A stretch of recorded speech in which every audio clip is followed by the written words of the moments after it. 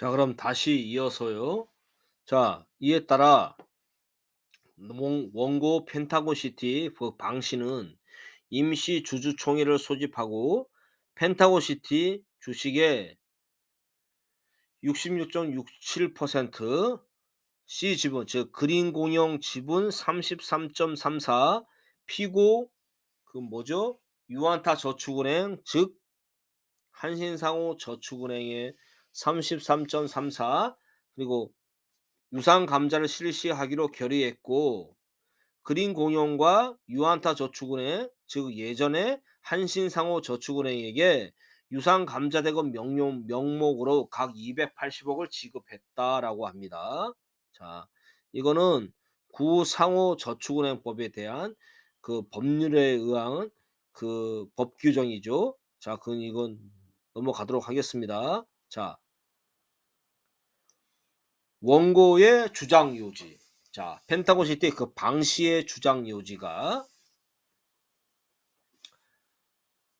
자, 피고는 즉 유안타 저축은행, 즉 한신상호 저축은행은 상호 저축은행으로서 비상장 회사의 주식을 당해 회사 발행 주식의 10%를 초과하여 보유할 수 없는데 위 규정은 단순한 단속 규정이 아닌 그에 위배되는 행위의 효력 규정으로 보아야 한다. 자, 여러분, 단속 규정과 효력 규정의 뜻을 알아야 되죠. 자, 효력 규정이라 함은, 효력은, 자, 여러분, 어떤 법률의 규정이 있어. 그러면 단속 규정이나 효력 규정에 저촉이 되고 위반이 되면은 그 위반자로서의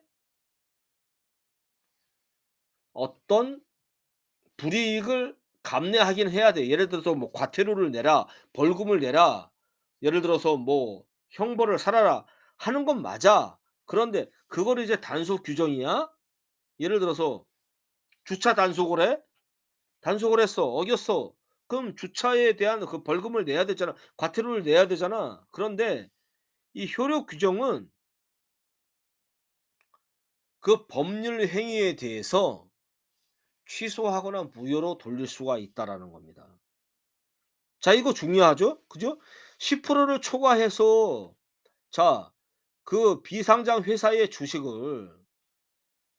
총수의 10%를 초과해서, 그러니까 이득을, 그 유안타 저축은행 당신의 이득을 10%를 초과해서 20% 30%를 초과해서 보유할 수 없다라고 했는데 33%를 초과했어.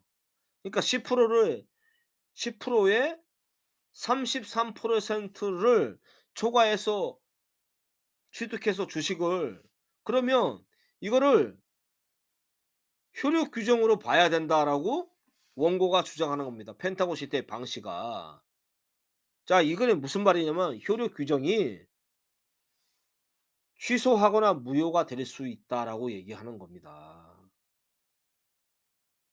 단속 규정을 다 떠나서. 그러니까 네가 받은, 너가 유안타 저축은행 너가 받은 주식의 총수의 10%를 초과한 금액은 부당이득금 반환으로 반환해 달래. 부당이득금이니까 반환해 달래.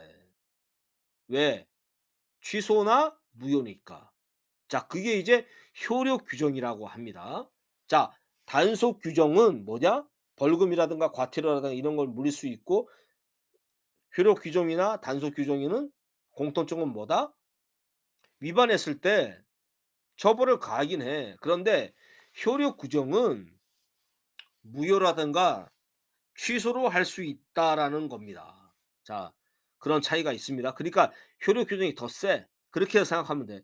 그런데 따라서 피고가, 즉 유안타 저축은행, 예전에 한신상호 저축은행이 펜타곤 시트의 발행 주식 총수의 10%를 초과하는 주식을 보유하는 것은 사법상 효력이 인정될 수 없다. 왜? 효력 규정이니까. 그런데, 그러니까 그렇게 원고가 주장한다는 겁니다. 그런데 피고 유안타 저축은행, 즉 한신상호 저축은행은 펜타곤 시티 방시 발행 주식 총수의 33%를 보유하고 있다가 펜타곤 시티로부터 유상 감자대금 280억을 지급받았으므로 원고 발행 주식의 10%를 초과하는 부분에 대한 유상 감자대금, 그러니까 일시 100, 1000만, 10만, 100만, 1000만, 1억, 10억, 100억, 195억 원은 원고에게 반환해 달래. 그 펜타곤 시티한테, 방 씨한테 반환해 달래라고 얘기하는 겁니다. 자, 여러분. 자, 일단 이거는 이거대로 기억해 놓고, 유한타 저축은행, 즉 뭐다? 한신상호저축은행 이 사건 합의 당시 구상업저축은행법, 이게 왜냐하면 2005년도 그러니까 권리 능력이 없는 행위로 무효이다라고 이렇게 막 떠드는 겁니다. 원고가.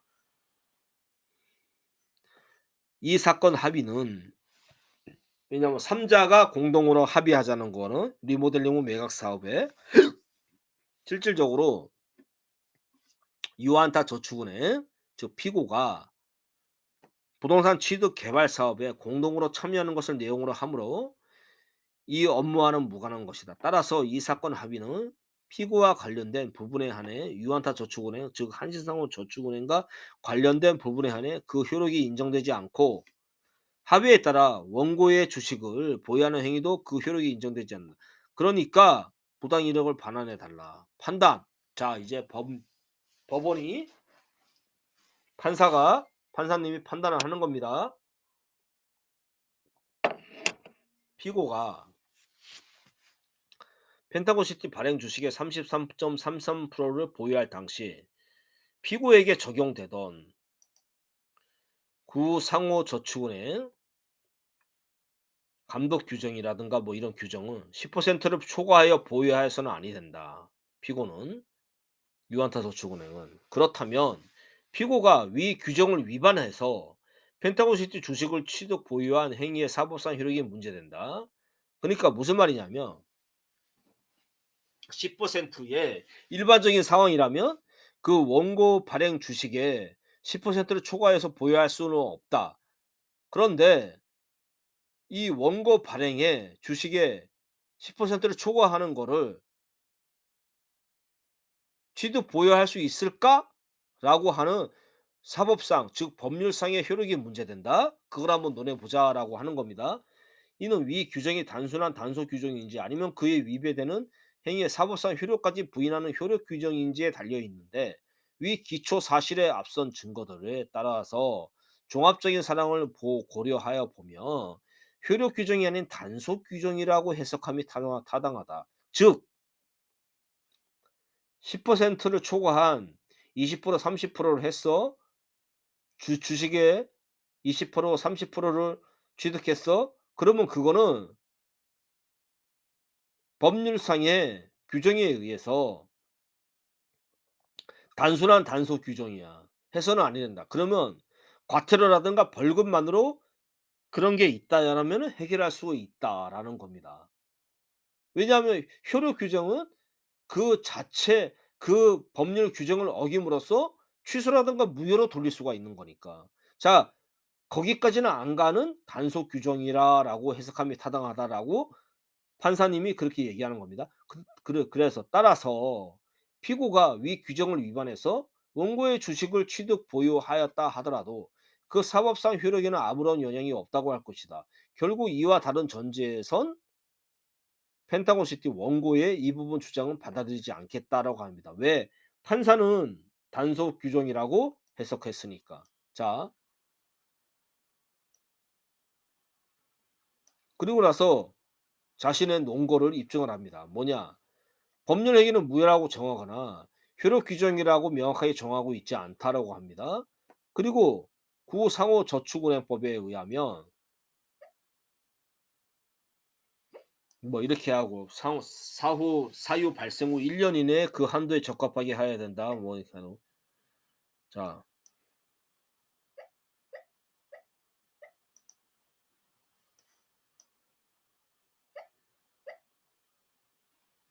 자 이렇게 계속 이렇게 뭐 떠듭니다. 피고는 원고에 대한 이 사건 사업 관련 대출금을 회수하는 방안으로서 원고의 주식을 취득해서, 그렇죠? 왜냐하면 그 유상 감자하기 전에 유상 감자라면 뿜빠이 하기 전에 주식을 취득해서 왜냐하면 주식은 자본이니까. 그렇죠? 주인 행세를 해서 그 유상 감자할 때 그 주식을 뿜빠이 해서 그 자기 자본을 뿜빠이 해서 주식을 취득함으로써 이 사건 사업으로 발생한 수익을 분배받으러 미리 앞서 주식을 취득해 분배받으려 한 것으로 보인다. 따라서 펜타고 시티의 주식을 취득한 유안타 저축은행 피고의 행위를 무효라고 하면 오히려 피고는 유안타 저축은행은 원고에 대한 대출금을 회수하지 못하게 될 위험에 빠지게 되고 이런 피고의 자본구조 악화를 초래할 수 있다. 그렇죠? 예. 이건 당연한 겁니다. 당연하게 얘기하는 겁니다. 앞서 본 바와 같이 피고는 원고에 대한 이 사건 사업 관련 대출금을 회수하는 방안으로서 원고의 주식을 취득해서 이 사건 사업으로 즉 리모델링 후 매각 사업으로 발생한 수익금을 분배받으려 한 것으로 보인다. 따라서 유안타 저축은행이 피고가 이 사건 합의를 한 것은 실질적으로는 피고가 원고에게 자금을 대출하면서 그 회수 방안을 마련한 것으로 상호저축은행의 업무 중 하나인 대출 업무 또는 이에 부대되는 업무를 한 것이라고 봐야 하고 그것이 상호저축은행의 법 규정이나 예 누구예요? 어 왜? 왜? 어? 아니, 저기, 어. 아 나 뭐 하잖아. 이따가 얘기할게 이따가. 어. 결국 피고가 이 사건 합의를 한 것이 권리 능력이 없는 행위로 무효라는 취지의 원고의 이 부분 주장도 받아들이지 않겠다. 따라서 펜타곤시티 원고의 청구는 이유 없으므로 이를 기각하기로 한다. 라고 하는 겁니다. 자, 이번 영상 이것으로 마칩니다. 감사합니다.